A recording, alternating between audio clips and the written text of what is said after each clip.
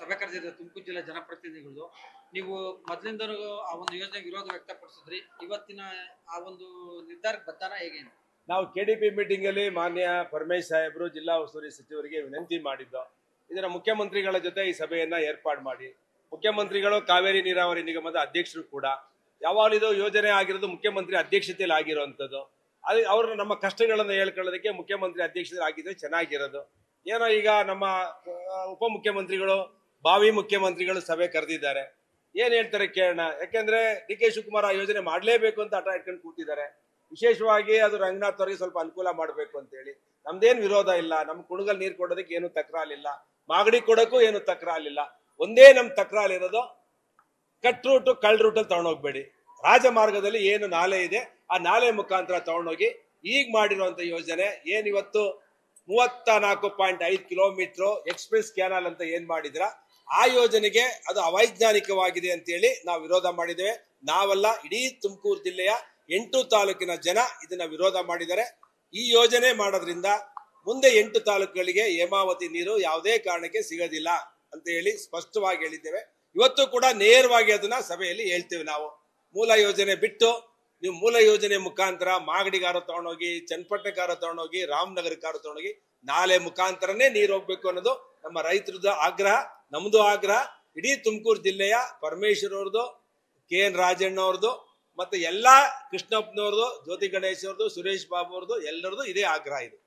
ಕುಣಿಗಲ್ ಭಾಗದಲ್ಲೂ ಕೂಡ ಒಂದು ಕಾಮಗಾರಿ ಫಿನಿಶ್ ಮಾಡಿದ್ದಾರೆ ಮಾಗಡಿಗೆ ತಗೊಂಡೋಗೋದಕ್ಕೆ. ಈಗ ನೀವು ನೋಡಿದ್ರೆ ಇಲ್ಲಿ ನ್ಯಾಚುರಲ್ ಆಗಿ ತಗೊಂಡೋಗಿ ಅಂತ ಹೇಳ್ತಾ ಇದ್ದೀರಾ. ನ್ಯಾಚುರಲ್ ಆಗಿ ತಗೊಂಡೋಗ್ಬೇಕು. ಅದು ಮೂಲ ಯೋಜನೆನ ಯಾವತ್ತೂ ವಿನ್ಯಾಸನ ಹಾಳು ಮಾಡಬಾರ್ದು.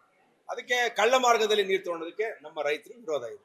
ಕುಣಿಗಲ್ ರಂಗನಾಥ್ ಅವ್ರನ್ನ ಆತ್ಮಹತ್ಯೆ ಮಾಡ್ಕೊಂತೀನಿ ಅಂತ ಹೇಳಿದ್ದಾರೆ. ಅವ್ರ ಅಭಿಪ್ರಾಯ ಹೇಳಿದ್ದಾರೆ. ಪ್ರಜಾಪ್ರಭುತ್ವದಲ್ಲಿ ಬಾಲಕೃಷ್ಣ ಅವ್ರಿಗೆ, ರಂಗನಾಥ್ ಅವ್ರಿಗೆ ಹೇಳೋ ಅಭಿಪ್ರಾಯ ಇದೆ. ರಂಗನಾಥ್ ಅವರು ಒಬ್ರು ಪವರ್ಫುಲ್ ಸಚಿವರ ಸಂಬಂಧಿಕರು, ಅವರು ಆತ್ಮೀಯರು, ಸದ್ಯ ರಕ್ತ ಸಂಬಂಧಿಕರು. ಯಾರಿಗೆ? ಡಿ ಕೆ ಶಿವಕುಮಾರ್ ಅವರ ಹೆಂಡತಿಯವರ ತಂಗಿಯನ್ನೇ ರಂಗನಾಥ್ ಅವರು ಮದುವೆ ಆಗಿರೋದು. ಅದರಿಂದ ಅವರು ಶಕ್ತಿಶಾಲಿ ಆಗಿದ್ದಾರೆ. ಅವ್ರ್ಯಾಕೆ ಆತ್ಮಹತ್ಯೆ ಮಾಡ್ಕೋಬೇಕು? ಮುಂದೆ ಭವಿಷ್ಯದಲ್ಲಿ ಮುಖ್ಯಮಂತ್ರಿ ಆಗುವಂತವ್ರು ಡಿ ಕೆ ಶಿವಕುಮಾರ್ ಅವರು ಇನ್ನು ಒಂದು 6 ತಿಂಗಳಿಗೆ. ಅದರಿಂದ ಅವರು ಮನಸ್ಸು ಮಾಡಿದ್ರೆ ಒಂದು ದಿನಕ್ಕೆ ಕೆಲಸ ಆಗುತ್ತೆ. ಈಗ ಕುಣಿಗಲ್ಗೆ ನೀರು ಕೊಡ್ಲೇಬೇಕು ಅಂತ ಹೇಳಿದ್ರೆ ಕಾವೇರಿ ಬೇಸಿನಿಂದ ತರಬಹುದು. ಯಾವಾಗ ಚನ್ನಪಟ್ಟಣದವರು ಕಾವೇರಿ ಬೇಸಿನ ತಗೊಂಡು ಹೋಗಿದ್ದಾರೆ. ಈಗ ಎತ್ತಿನೊಳ್ಳೆ ನೀರು ಹೋಗ್ತಾ ಇದೆ ಮಾರ್ಕೋನಹಳ್ಳಿ ಮತ್ತೆ ಮಾರ್ಕೋನಹಳ್ಳಿಗೆಲ್ಲ. ಇದು ನಮ್ಮ ಶಿಂಷಾ ಚಾನೆಲ್ಗೆ ಒಂದು ಕಡೆ ಜಾಯಿನ್ ಆಗುತ್ತೆ. ಆ ಚನ್ನಪಟ್ಟಣ ಹತ್ರ ಮಂಚಿನ ಬೆಲೆನೇ ಇಲ್ಲ, ಆ ಮಂಚಿನ ಬೆಲೆಗೆ ನೀರು ಹೋಗ್ತಿದೆ ನೆಲಮಂಗಲ ಮಾರ್ಗವಾಗಿ. ಅಲ್ಲಿಂದನೇ ಒಂದು ಅರ್ಧ TMC ನೀರನ್ನ ಕುಣಿಗಲ್ಲಿಗೆ ತಗೊಳ್ಬಹುದು. ಈಗ ಅವ್ರದೇ ನೀರಾವರಿ ಸಚಿವರು ಮತ್ತೆ ಡೆಪ್ಟಿ CM ಇರೋದ್ರಿಂದ ಬಹಳ ಸುಲಭವಾಗಿ ಕುಣಿಗಲ್ಗೆ ನ್ಯಾಯ ಕೊಡ್ಬೋದು. ಅದರಿಂದ ನಾನು ರಂಗನಾಥ್ ಅವ್ರಿಗೆ ಯಾಕೆ ಆತ್ಮಹತ್ಯೆ ಮಾಡ್ಕೊಳ್ಳುವಂತ ಕೆಲಸ ಮಾಡಬೇಕು? ಅವ್ರಿಗೆ ನೀರು ಬೇಕು ಅಂತ ಹೇಳಿದ್ರೆ ಬೇರೆ ಬೇರೆ ಮಾರ್ಗಗಳಿಂದ ನೀರು ತಗೊಳ್ಳೋದಕ್ಕೆ ಅವಕಾಶ ಇದೆ, ಅದನ್ನ ತಗೊಳ್ಳಿ ಅಂತ ಹೇಳಿ ನಾನು ಸಜೆಷನ್ ಕೊಡ್ತೀನಿ. ಇದನ್ನು ಹೊರತುಪಡಿಸಿದ್ರೆ ನೀವು ಬಿಜೆಪಿ ಹಿರಿಯ ಶಾಸಕ MLC ರವಿಕುಮಾರ್ ಅವರು CS ಬಗ್ಗೆ ಆಡಿರುವಂತ ಮಾತು ಸಾರ್ವಜನಿಕವಾಗಿ ಮತ್ತೆ ಸರ್ಕಾರಿ ನೌಕರರು ಎಲ್ಲರೂ ಕೂಡ ನೋಡ್ರಿ, ಕಾಂಗ್ರೆಸ್ ಸರ್ಕಾರ ಬಂದ್ಮೇಲೆ ಸಿದ್ದರಾಮಯ್ಯನವರು ಕಪಾಳ ಮೋಕ್ಷ ಮಾಡಕ್ ಹೋಗಿದ್ರು DYSP ಅವ್ರನ್ನ ಒಂದು. ಆಮೇಲೆ ಇನ್ನೊಬ್ರು IAS ಆಫೀಸರ್ ಯಾವ್ದೋ ವೇದಿಕೆಯಲ್ಲಿ ಸ್ವಾಮೀಜಿ ಅವ್ರ ಪಕ್ಕ ಕೂತಾರೆ ಅಂತೇಳಿ ಮೇಲೆ ಎದಳು ಆಚೆ ನಡಿ ಅಂತ IAS ಆಫೀಸರ್ಗೆ ಹೇಳಿದ್ರು. ಹಂಗೇಳಿ ರವಿಕುಮಾರ್ ಮಾತಾಡೋದು ಸರಿನಾ? ಸರಿ ಇಲ್ಲ. ಖಂಡಿತ ಯಾರೇ ಒಬ್ಬ ವ್ಯಕ್ತಿ ಆಫೀಸರ್ಗಳನ್ನ, IAS ಆಫೀಸರ್ ಇರ್ಲಿ, KS ಆಫೀಸರ್ ಇರ್ಲಿ, ಯಾವುದೇ ಚಿಕ್ಕ ಗುಮಾಸ್ತಾ ಇರ್ಲಿ, ನಾವು ಅವ್ರನ್ನ ಗೌರವವಾಗಿ ನಡ್ಕೋಬೇಕು.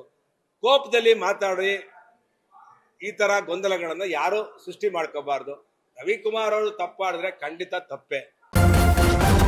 ನ್ಯೂಸ್ ಫಸ್ಟ್, ನಿರ್ಭೀತಿಯಿಂದ ನಿಮ್ಮ ಪರವಾಗಿ.